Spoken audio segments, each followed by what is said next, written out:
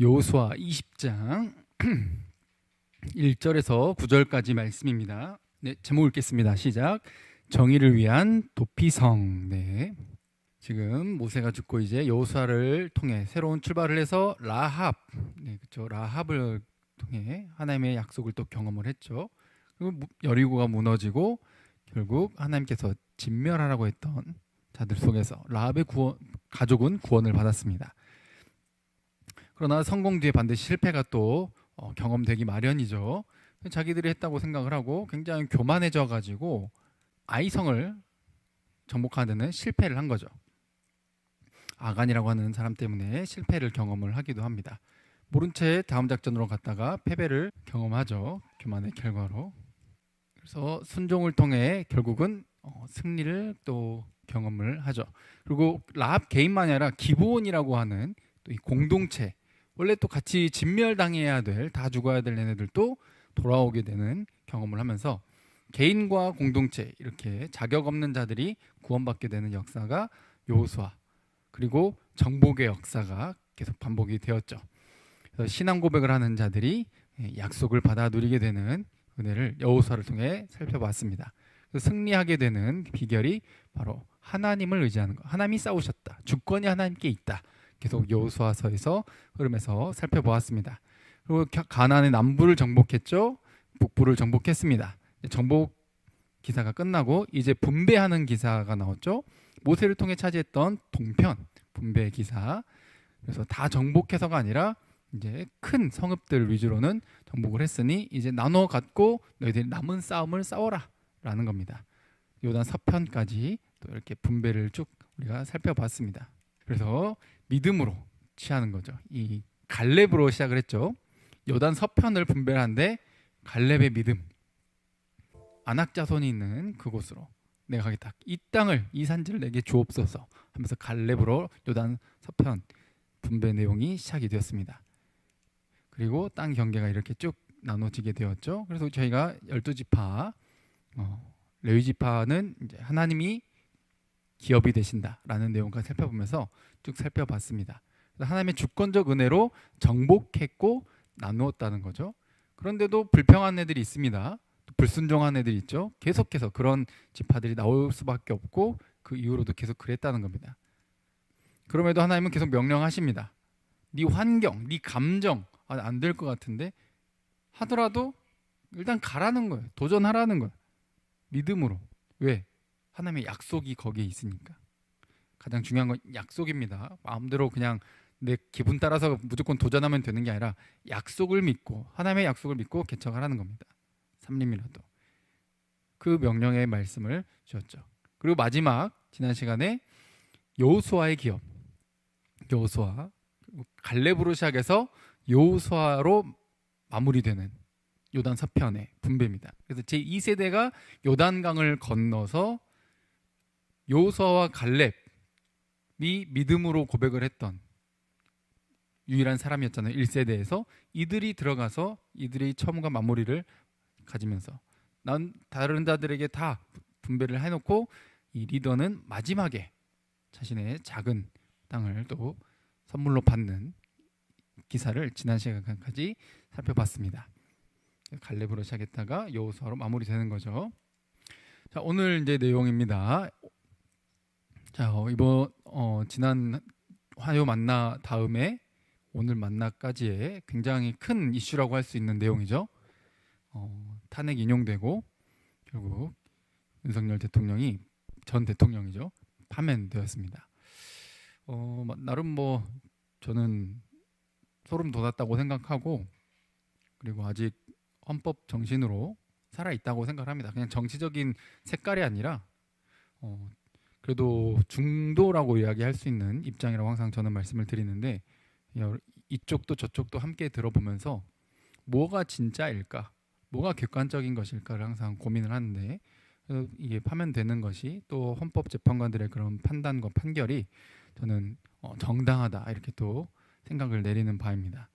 네, 그래서 굉장히 큰 이슈였죠. 그래서 어떻게 생각하든 간에, 이거 어떻게 받아들이든 간에 일단 법의 심판을 받아버린 결과를 우리는 보고 있습니다. 법이라는 게 굉장히 중요하고 아무리 대통령, 군 통수권자라 할지라도 막강한 권력을 가지고 있더라도 헌법 위에 설 수는 없다라는 것을 잘 보여준 사례이기도 하죠. 그다음 법의 목적이 뭘까요? 저게 이제 정의 여신상이라고 디케 혹은 유스타치오 막 이렇게 부르기도 하는데 눈을 가리고 있죠. 그러니까 어떤 인맥, 학연, 지연 막 이런 거 보질 않고 상대방 갖고 있는 외모 어떠한 것도 그런 관심 갖지 않고 정말 법의 잣대로 공평하게 판결하겠다. 그래서 칼을 쥐고 있죠. 법의 심판을 피할 것인지 피하지 않을 것인지. 만약 이 눈을 가리고 공평하게 저울에 대봐서 거기서요 기울어졌다 할 때는 칼로 심판하겠다. 이런 법에 관련된 그런 상으로 알려져 있습니다. 법의 목적은 그래서 뭐요? 공평과 정의를 행하는 거예요. 공평과 정의. 사회적으로 사람들이 잘 살아갈 수 있게 사회적인 도덕과 규범을 기반 바탕으로 그런 사람들이 모두가 함께 더불어 살아갈 수 있는 세상을 만드는 기반을 만드는 거죠. 특별히 이 법은 참 신기하게도 양심이라는 것을 바탕으로 만들어져요. 양심이 눈에 보이질 않거든요. 사람을 때리면 안 된다, 죽이면 안 된다 막 이런 내용이 전 세계 어딜 가도 모두가 공통적으로 동의를 하는 바입니다. 이게 신기한 거라는 거죠. 어느 문화권에 가면 사람을 죽여도 되는데 라는 문화권이 없다는 거예요. 근데 기분 상한다고 마음껏 사람을 죽여도 된다? 그렇게 생각하는 사람이 없다는 거죠. 근데 이 양심이 눈에 보이질 않아요.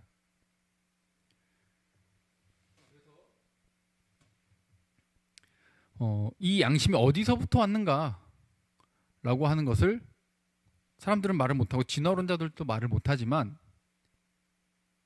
그냥 어떤 뭐 호르몬적인 것 아니면은 뭐 더불어 살아가기 위해서 어쩔 수 없이 선택한 것 그렇게 말을 하지만 그렇지 않습니다.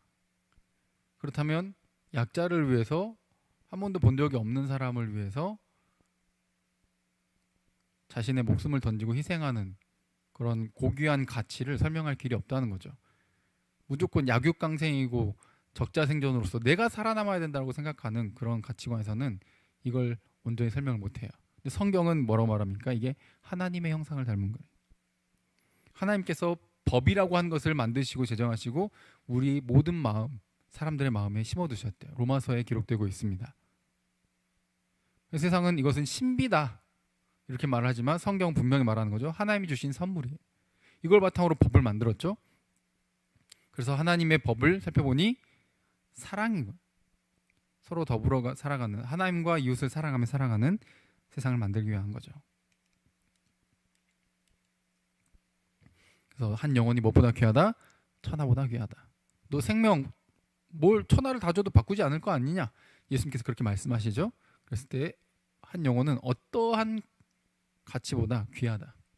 천하 어떤 눈에 보이고 만지고 할 수 있는 그런 어떠한 물질적 가치보다 비교할 수 없이 귀하다는 거죠. 하나님의 형상이니까. 그래서 이 법의 잣대로 했을 때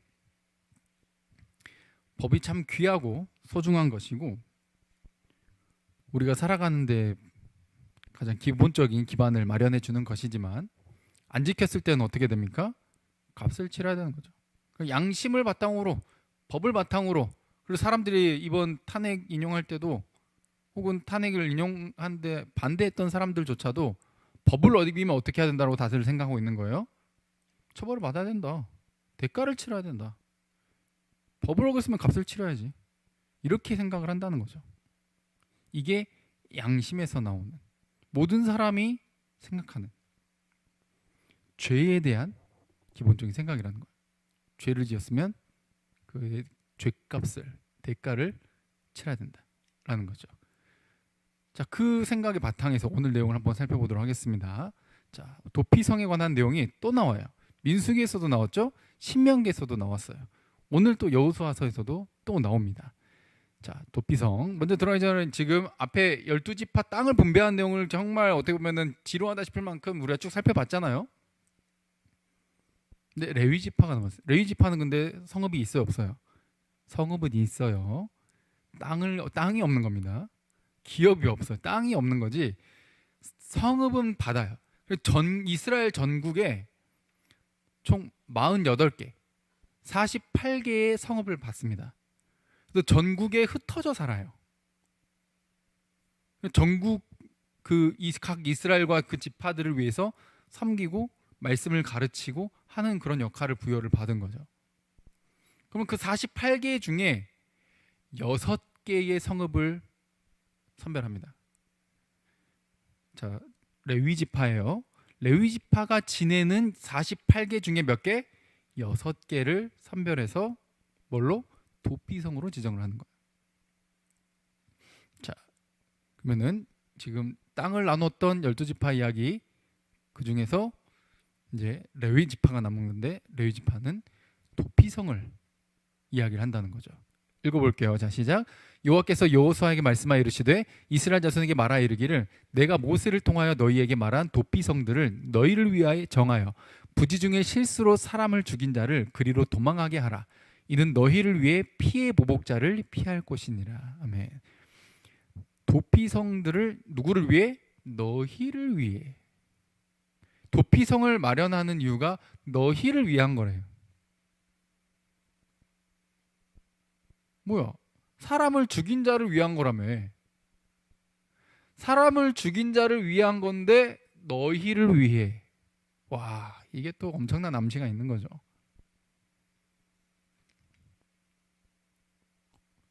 단 부지 중에 3절에 실수로 죽인 자, 사람을 의도하지 않게, 정말 의도하지 않았는데 이렇게 같이 일하다가, 같이 좀 위험한 곳에서 일하다가 툭 서로 부딪혔는데 한 명 떨어져 죽어버렸다든지, 이랬을 땐 정말 이게 과실치사라고 하잖아요. 의도하지 않았는데 살인을 저질러버린 이런 사건들. 근데 너희를 위한 거래요. 그게 살인을 한 자들을 위한 게 너희를 위한, 너희는 살인한 자들이라는 의미도 되겠죠. 그런데 당시 문화에 피해 보복자라고 나와 있잖아요. 색깔 다르게 해놨죠. 피해 보복자가 있어요. 이 피해 보복자가 뭐냐, 이게 고엘 하담이라는 건데,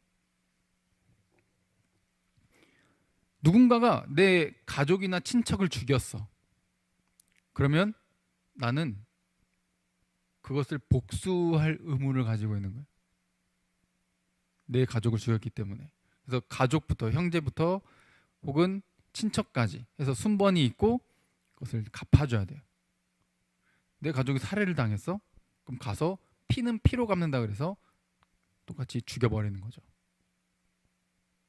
그게 정당했어요. 그게 또 법이었어.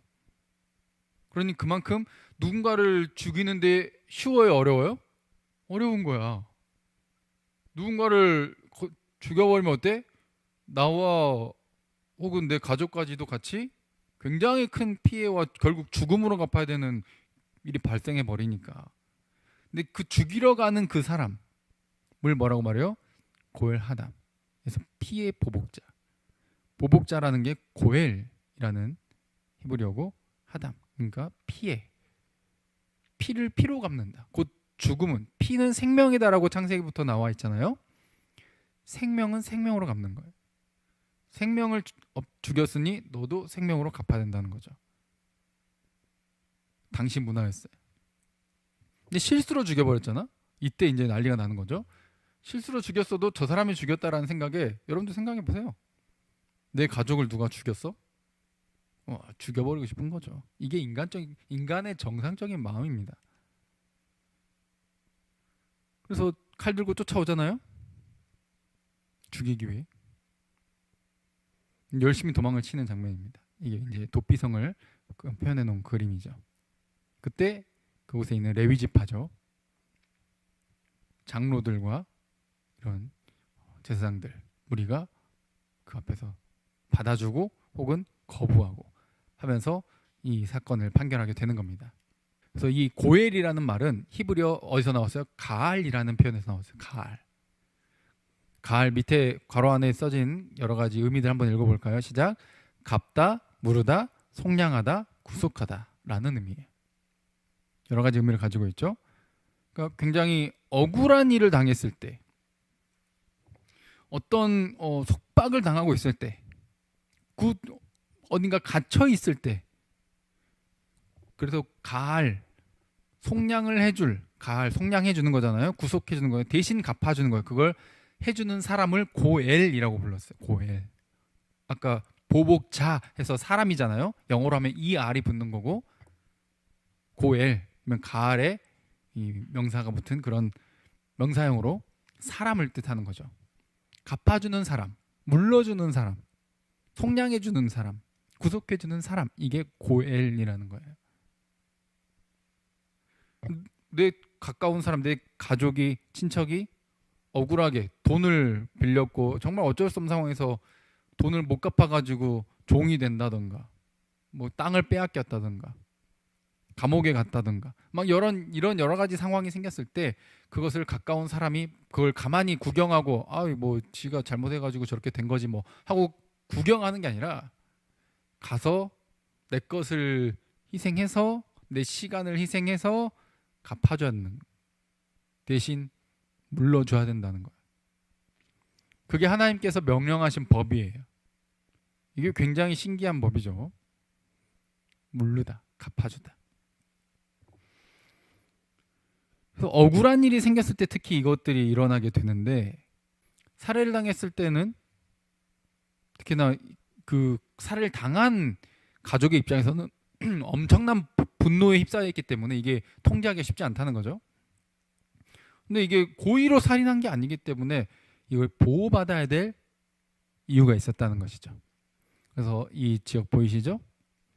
6개 도피성을 마련을 해둔 겁니다. 그래서 요단강을 중심으로 왼쪽에 3개, 오른쪽에 3개. 맨 위에 납달 쪽에 게데스 있죠. 그렇죠. 그리고 저 에브라임 쪽에 세겜 보이시죠? 세겜 별표 되신 겁니다. 그 파란색으로 별표 표시된 거. 그리고 저 밑에 쪽에 사해 옆에 헤브론 있죠. 헤브론, 유다에. 그리고 오른쪽에는 므낫세 반지파의 골란 있습니다. 골란. 그리고 갓 지파의 오른쪽 끝에 길랏 라못 있고요. 그리고 루벤 지파의 베셀 있습니다. 이렇게 총 6개 도피성. 그러니까 전국에 이렇게 쭉 퍼져 있죠. 이게 상징하는 것은 또 이스라엘 전국에서 언제 어디서 출발해도 하루만 가면은 무조건 도착하는 위치에 도피성이 있어요. 그러니까 언제 어디서 그런 실수로 살해 사건이 일어났을 때 내가 일부러 죽인 게 아닌데 살아남기 위해서 가까운 곳에 뭐가 있어요? 도피성이 있는 거예요. 그 길을 마련해 두신 것이죠. 그러니까 법이라고 하는 것은 엄중한 심판, 우리 이번에 탄핵이 인용된 것처럼 처벌받아야지 이렇게 생각을 했는데, 법의 목적이 무조건 잘못한 사람을 처벌하기 위한 것이 법의 목적이 아니라 그 상황을 헤아려서 살리려고, 억울한 사람을 어떻게든 억울하지 않게 해주려고 하는 그런 분명한 목적을 가지고 있다는 거예요. 이게 하나님의 나라고 하나님의 나라의 법칙이라는 겁니다. 이 도피성이 가지고 있는 상징성이 그거예요. 그래서 땅이 없는 레위 지파, 각 48개 성읍에 퍼져 있었다 그랬죠. 6개가 도피성으로 지정이 됩니다. 이들은 제사를 집행하고 또 말씀을 가르칩니다. 그래서 레위 지파가 사실은 이스라엘의 도피성이 되는 거예요. 말씀을 가르치고 말씀대로 살아나게 하고 예배를 집행하는 이 모든 것이 뭐예요? 도피성과 같다는 거예요. 레위 지파는 땅이 따로는 없지만 여호와 하나님께서 그들의 기업이 되어 주셔서 레위 지파가 말씀을 가르치는 그들이 이 모든 백성의 도피성 역할을 하는 거예요. 일상에서 뭐를 지으니까? 죄를 지으며 살아가는 자들 위해, 억울함이 있는 자들을 위해. 그래서 너희를 위하여 이 도피성을 준비하신다는 것이죠. 이 운영을 어떻게 하느냐? 자, 보시면 4절부터 제가 읽습니다. 좀 많으니까요. 도피하는 자는 성읍에 들어가는 문 어귀에 서서 먼저 성읍의 장로들의 귀에 자기의 사건을 자초지은 걸 다 설명을 해야 돼요. 내가 이러해가지고 살인 사건이 일어나 버렸다. 근데 내가 정말 일부러 그런 거 아니다. 저 좀 살려주세요. 이렇게 모든 사건을 이야기를 해야 된다는 거죠. 그래서 그들은 뭐 애초에 현상수배가 붙은 것처럼 얘는 고의로 죽인 자인데 지금 거짓말 치는 거다라고 하면은 바로 피보복자한테 인수인계 해줍니다. 근데 그게 아니라면 애매모호하다.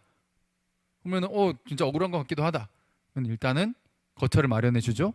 거주하게 하고 그리고 피보복자가 따라온다 해도 보호를 해줍니다. 그리고 결국에 6절에 회중 앞에 서서 재판을 받아요. 다른 구절에 보면은 자기가 원래 살던 지역에 가서 그 사람들 앞에서 재판을 진행하는 거예요. 그리고 거기에서 증인을 불러옵니다. 2-3명 이상의 증인을 가지고 증언을 통해 결정을 하는 거죠. 그래서 그 당시 회중 앞에 서서 재판을 받기까지 또는 이제 만약 억울하게 지금 그런 사건이 일어났다라는 게 판결이 되었을 경우에 도피성에서 계속 있는 거예요. 평생이면 평생까지도 있을 수 있어요. 단서 조항이 붙죠? 뭐예요? 대제사장이 죽으면 이 사람도 풀려나는 거예요. 도피성이라고는 돼 있지만 사실은 구금된 것과 다를 바 없는 것처럼 갇혀 지내는 거예요. 근데 여기 이제 군대 갈 사람도 2명 있고 군대 갔다 온 남성분들 여기 있는데 군대 뭐 그래요. 핸드폰 쓴다고 해가지고 요즘 뭐 당나라 군대니 막 이상한 소리 하는데 그래요. 좀 편한 건 사실이겠지. 그러나 군대는 군대입니다. 오늘 갇혀 있다라는 그 사실 자체가 가고 싶은 것을 내가 원할 때 갈 수 없고 보고 싶은 사람들을 내가 보고 싶을 때 볼 수 없다라는 그 사실이 굉장히 괴로운 거예요. 굉장히 외롭고 힘든 겁니다. 그 자체로요. 원하지 않는 일들을 행해야 되잖아요. 그것처럼 참 자유가 없이 그곳에 갇혀 지내야 된다라고 하는 게 도피성이라고는 말은 돼 있지만 굉장히 괴로운 삶이거든요. 그 말은 뭐냐? 살인은 살인이라는 거예요. 네가 아무리 실수로 그랬다 할지라도 살인은 살인이야. 그곳에 있는 것 자체가 뭐예요? 나름 좀 갚아 나간다 이런 의미도 없진 않다 볼 수 있겠죠. 그러나 평생 있을 수도 있었지만 누가 죽으면 그 당시 시대의 대제사장이 죽으면 풀려나는 거예요. 자기 고향집으로 가족으로 돌아갈 수 있게 되는 거죠. 그러나 이제 민수기 한번 또 인용하면서 한번 볼까요? 고의 살인인 경우 철련장으로 죽였다면 혹은 돌을 손에 들고 일부러 죽였다면 살인한 자니 반드시 죽여라. 그를 반드시 죽여라. 계속 나와요. 18절도 사람을 죽일 만한 나무 연장을 손에 들고 일부러 죽인 자를 말하는 겁니다. 그 살인자를 반드시 죽여라. 19절에 그래서 피를 보복하는 자는 그 살인한 자를 자신이 죽여라. 그러니까 고엘은 그 사람을 만나서 죽여라. 20절에 미워하는 까닭에 중요한 표현 나오죠. 미워했기 때문에 기회를 엿보다가 누가 봐도 서로 사이가 안 좋았어. 그래서 예수님도 말씀하시죠. 서로 좀 다투었어. 해가 지기 전에 빨리 풀으래. 그래서 정말 실수일 수도 있는데 평소에 싸워가지고 이게 관계가 안 좋았으면은 이게 굉장히 억울하게 의심을 받을 만한 상황이 생길 수도 있거든요. 그렇지 않겠습니까? 여러분들 관계에 있어서 그래서 미워하는 적을 만들지 않는 것이 참 지혜로운 겁니다. 나와 있잖아요. 살인의 또 가장 주된 근원 중에 하나 미워하기 때문에. 이유 없는 살인은 없는 거예요. 고의적인 살인은요. 무엇을 던져 죽이든지. 그리고 21절에는 악의를 가지고 손으로 쳐 죽이면 반드시 죽여라. 이런 살인이기 때문에. 그래서 피를 보복한 자는 살인자를 만나면 죽여라. 계속 또 나오죠. 피를 보복한 자. 민수기에도 이렇게 나왔습니다. 그러나 과실치사, 곧 의도하지 않는 정말 실수로 그랬을 때 22절부터는 악의가 없이 정말 우연히 사람을 미치거나 기회를 엿봄없이 무엇을 잘못 일하다가 던져버렸거나 보지 못하고 사람을 죽일 만한 돌을 던져서 죽였을 때 악의도 없고 해하려고 한 것도 없기 때문에 24절에 이 규례대로 판결을 잘 해라. 25절에 피를 보복한 자의 손에서 살인자를 건져내라. 넘겨주지 말라는 거죠. 그래서 피했던 도피성으로 돌려보낼 것이요. 또 중요한 표현 나옵니다. 거룩한 기름 부음을 받은 대제사장이 죽을 때까지 거기 머무를 것이다. 그래서 왜 꼭 대제사장이 죽을 때까지냐? 이거 참 어디서도 볼 수 없는 신기한 법칙이다. 이게 뭔가 그래서 막 이런저런 의견들이 많은데 공통적인 의견은 뭡니까? 우리의 영원한 대제사장이신 예수 그리스도께서 죽음으로 우리는 모든 죄에서 벗어났다는 사실입니다. 할렐루야. 그것을 예표 혹은 그림자 이렇게 표현을 합니다. 그렇게 보여주는 사건이라는 것이죠. 그래서 이들을 재판할 때 민수기 35장 30절에는 한 사람의 증언만 가지고 죽이면 안 된대. 왜? 매도당해가지고 거짓 증언을 할 수가 있잖아요. 그러니 정말 관계 없을 것 같은 그 두세 사람을 선정을 해가지고 본 것을 따라 증언을 할 수 있게. 신명기 17장에도 죽일 자를 두 사람이나 세 사람, 두 사람만 가지고도 서로 일치된 것이 좀 약간 의심될 때는 세 번째 사람까지 불러가지고 증언을 듣고 꼭 해라. 결국 이 법이 어때요? 아까 법의 목적에 대해서 이야기했잖아요. 억울한 자가 없게. 법이 딱 진짜 어떤 원칙주의자가 항상 부딪히는 게 뭡니까? 사람들이랑 유두리가 없다 이렇게 말을 하잖아요. 법의 정신은 뭐예요? 법 자체도 중요하지만 은혜와 자비, 억울함을 없애는 사랑과 자비가 더 기본적인 바탕이라는 거. 살리는 일이 더 기본적인 것이지 죄 지었어? 그러면 처벌. 이 처벌을 위한 법이 아니라는 것이죠. 애초에 죄를 짓지 않도록 억제하는 것이기도 하지만 사람을 살리기 위한, 함께 더불어 살아가기 위한 세상을 만들기 위한 목적이 크다는 것입니다. 그래서 이 도피성, 아까 봤던 7절부터 9절까지 내용은 8절까지 내용은 아까 지도에서 살펴봤던 여기 6개 도피성이죠. 이 지역을 설명하고 있는 것이고요. 지파별로 어디에 도와야 할지. 그리고 회중 앞에 설 때까지 피보복자의 손에 죽지 아니하게 위함이라 라고 하면서 또 강조를 하고 있어요. 죽지 않게. 피보복자 손에 죽지 않게. 억울한 일이 없도록 보호받아야 될 대상에 대해서 이야기를 합니다.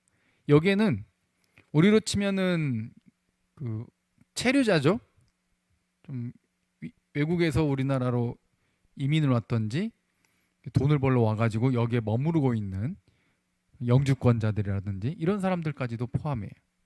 우리나라 시민권만 가지고 있어야 된다고 그것을 가지고 있는 자들만 혜택을 입는 게 아니라 누구도 혜택을 볼 수 있다는 것. 단 놀러 왔거나 잠깐 여행객으로 왔던 온 자는 제외가 되고 지금 여기 머무르는 우리로 치면 뭐 외국인 노동자들을 포함해서 사람들이 생각을 했을 때 좀 혜택을 보기 어려운 위치에 있는 사람들까지도 생각을 하시면 되겠습니다. 현대에 적용을 했을 때요. 당시에 그런 사람들까지도 이 도피성의 혜택을 볼 수 있게 일을 하다가 그런 억울한 일이 생겼을 때 보호를 받을 수 있는 조치를 취해 놓은 것이 이 하나님의 은혜의 제도, 도피성 제도라는 것입니다. 그래서 요즘도 참 수많은 살해 현장을 목격을 합니다. 댓글로 말로 막 참 수많은 사람들이 연예인들뿐만 아니라 많은 사람들이 정신적 고통을 호소를 하고 참 우리나라는 자살률 1위라고 하는 불명예를 안고 있는 나라이기도 하죠. 그렇게 남의 삶에 그렇게 관심이 많아요. 그렇죠?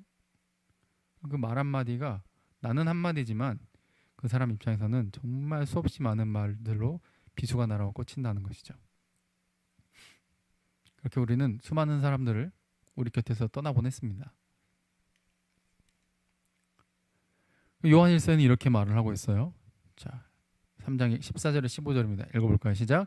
우리가 형제를 사랑함으로 사망에서 옮겨 생명으로 들어간 줄을 알거니와 사랑치 아니한 자는 사망에 거하느니라. 그 형제를 미워하는 자마다 살인하는 자니 살인하는 자마다 영생이 그 속에 거하지 아니하는 것을 너희가 아는 바라. 아멘. 아까 미워하는 까닭에 사람을 죽였다 그랬잖아요. 요한일서에는 뭐라 나와 있습니까? 미워하는 자마다 뭐하는 자다? 살인하는 자다. 행동으로 옮기지 않았을지언정 그렇다 할지라도 마음에 그 미움을 품은 것 자체가 이미 살인한 것과 똑같다는 거예요. 예수님의 법은, 하나님의 법은, 이 사랑의 원리와 법은 이렇게 매우 예민하고 까다로워요. 그 앞에 설 자가 누가 있겠습니까? 우리 모두 살인자라는 거예요. 우린 너무 많은 상처를 주고받으며 살아가요. 심지어 사랑한다는 세상에 둘도 없는 가족들을 향해서도 의견 충돌로 인해, 감정 충돌로 인해 막말을 내뱉기도 하고 싸우기도 하고 상처 입히고 하잖아요. 부모와 자식 간에도 그렇습니다. 나는 잘 되라고 한 말, 나는 또 좋은 의도에서 한 말이라 할지라도 참 의도하지 않게 너무나도 많은 사람들을 상처 입히고, 그리고 별 뜻 없이 생각 없이 말한 그 말이 인격을 죽이는, 모독하는 그런 표현이 너무 많이 나갈 때가 있다는 거죠. 제가 그렇고 사실 우리 모두가 그렇습니다. 그래서 우리나라도 지금 탄핵 이후에 서로가 서로를 향해 참 미움으로 가득해져 버리지 않았나 생각하면서 참 너무 안타까운 마음이 있어요. 이 미움을 걷어내고 하나로 통합이 되어야 될 텐데 이 의견차가 좁혀지지 않을 것 같고, 너무 평행선으로 서로 달려가면서 하나로 합쳐질 수 없는 극단적인 서로의 위치에서 미워하고 말로써 서슴없이 살인을 하고 있는 이 나라의 모습을 본다는 거죠.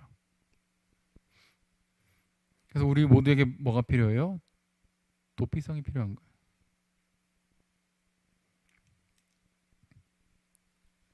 우리는 수없이 많은 삶을 살인으로 얼룩지으며 살아가고 있기 때문에 창세기 9장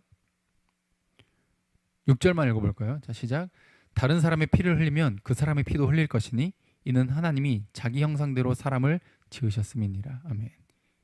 이마고 데이, 데이가 하나님을 뜻합니다.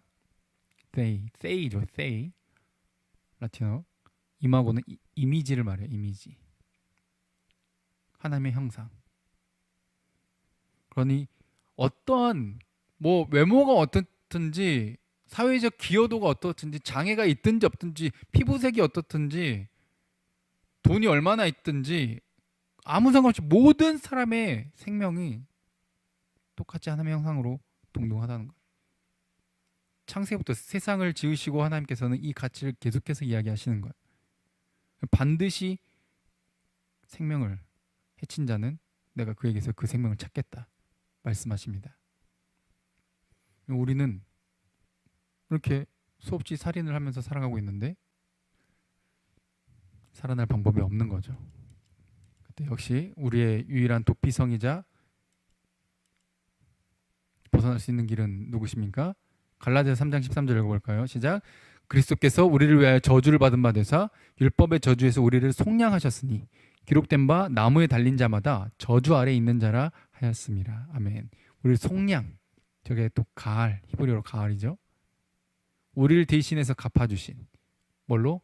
내가 갚아야 될 피를 그분의 피로 대신 갚아주신, 그분은 우리의 고엘이 되십니다. 우리의 억울함을 풀어주는 거죠.